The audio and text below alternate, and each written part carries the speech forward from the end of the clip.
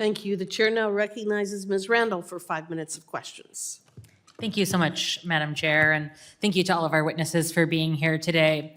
I think, when we talk about the Snake River dams, we have to consider the full breadth of both science, secondary impact, and all of our stakeholders, including and especially tribes with treaty rights like the Nez Perce. And I'm so glad that Chairman Wheeler is here with us today to share his firsthand and historical perspective.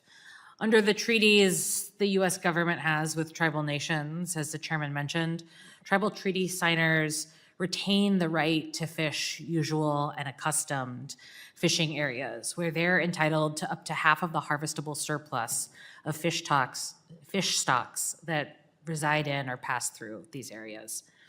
For many tribes, Folks, you've got to hear this, because once again, the left is trying to use science as a weapon to push their radical agenda. We're talking about the lower Snake River dams, salmon, and yes, more government overreach. They're dressing it up in pretty words like research and collaboration, but we all know what this really is. Another attack on American energy, American jobs, and American freedom. If you're sick of politicians selling out our future in the name of woke environmentalism, then smash that like button, hit subscribe, and share this video with every patriot you know, because the truth needs to be heard. For many tribes in my district and across the Pacific Northwest, salmon hold cultural and spiritual significance. You've heard the chairman talk about this today. And fishing for salmon is both a necessity and an important tradition and spiritual practice. Any conversation about the lower Snake River Dam must consider salmon recovery and the tribal perspective.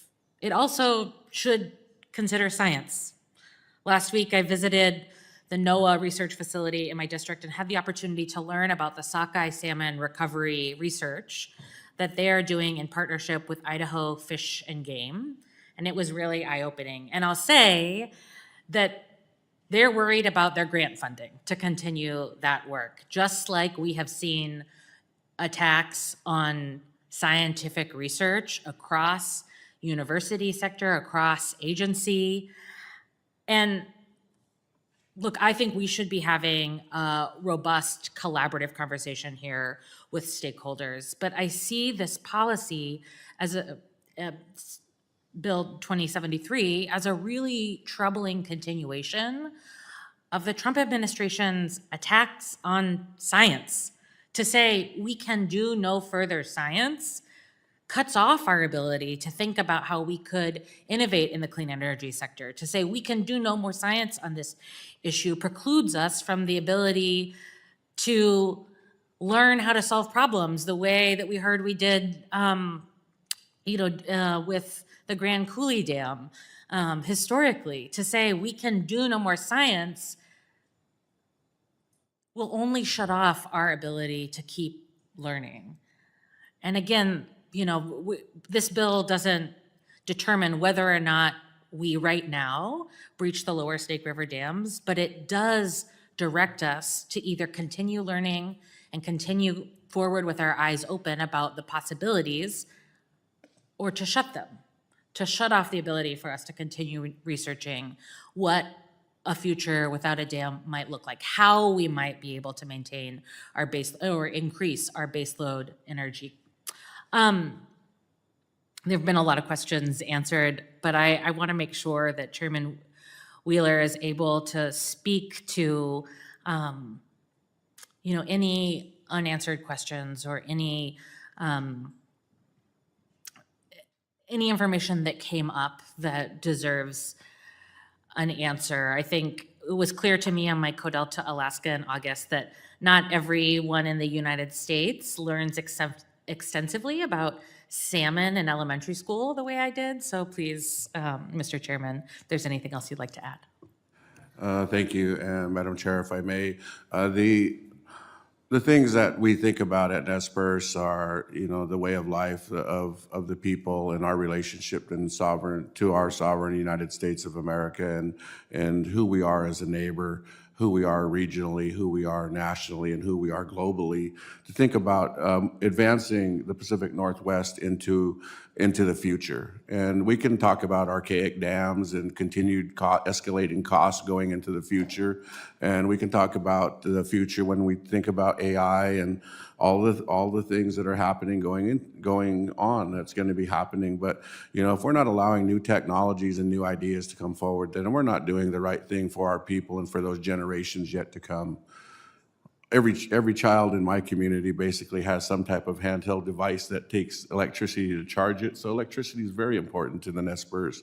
Agriculture, food is very important to us. Transportation, recreation, all important to us. But so is our culture, and so is the culture of the people yet to come. And for us to advance that going into the future, that's all we're here for, is to ensure that the Pacific Northwest becomes stronger, better, and smarter.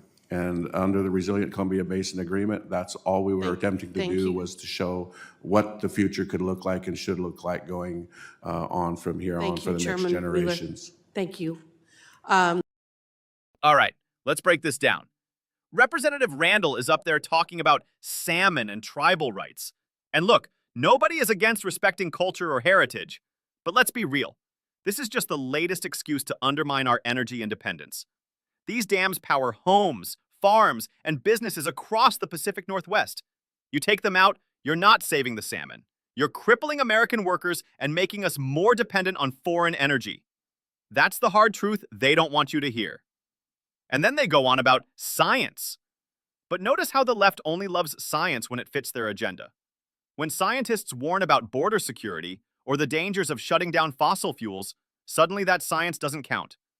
This so-called Bill 2073, it's nothing more than a Trojan horse to stop innovation in American energy and lock us into endless green subsidies and government control. Chairman Wheeler talks about electricity for the tribe's kids. Well, guess what? Every kid in America needs affordable, reliable power. And you don't get that by tearing down dams and experimenting with some pie-in-the-sky green fantasy. You get that by protecting the infrastructure we already built with American sweat, American ingenuity, and yes, taxpayer dollars. At the end of the day, this isn't about salmon. This is about control. Control over your power bills. Control over your food supply. Control over your way of life. And patriots, if we don't stand up now, we're going to wake up in an America where bureaucrats decide if the lights stay on or not. That's not the future I want for my kids. And I bet it's not the future you want either. So tell me down in the comments, do you stand with protecting American energy and jobs? Or do you think the radical left is right to gamble it all for salmon? Let's light up that comment section and show them that patriots are paying attention.